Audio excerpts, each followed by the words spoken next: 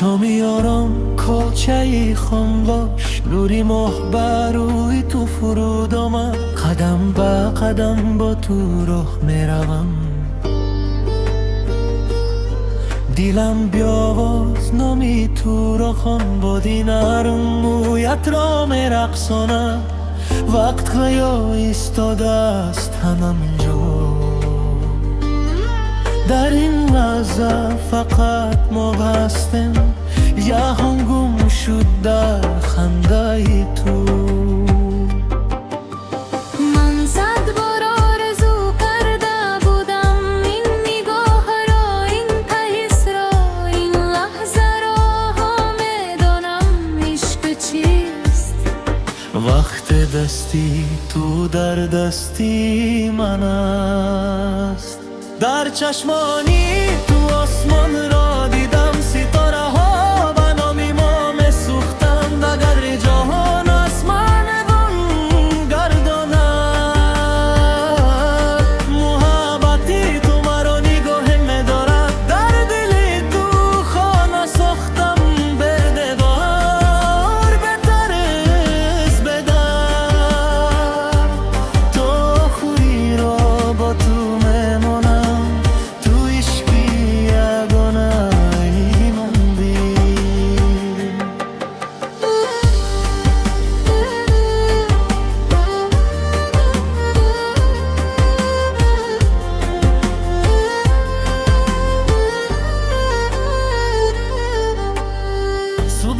با صدای تو آغاز شد، نوری آفتاب در چهرت خندید.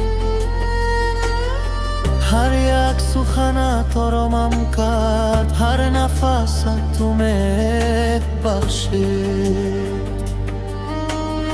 من پیش از تو تنها بودم، گم شده در راه بی خاموش. تو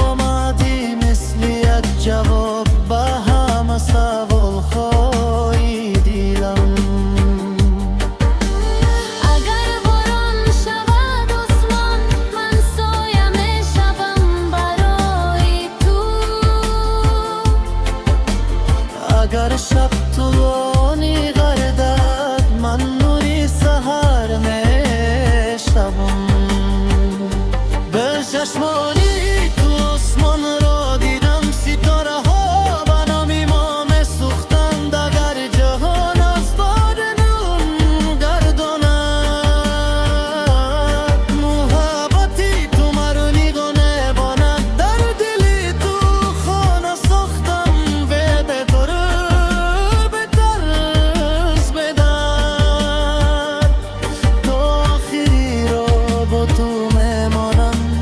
تو عشقی یگانه بگذار سالها بگذرند، صدای ما کمه تغییر یابد. اما این دل همان میماند، همانیش همان وحدت. اگر روز خسته شوی، سر به سینه من بگذار. من همان خستم مثل روز اول، مثل عشق.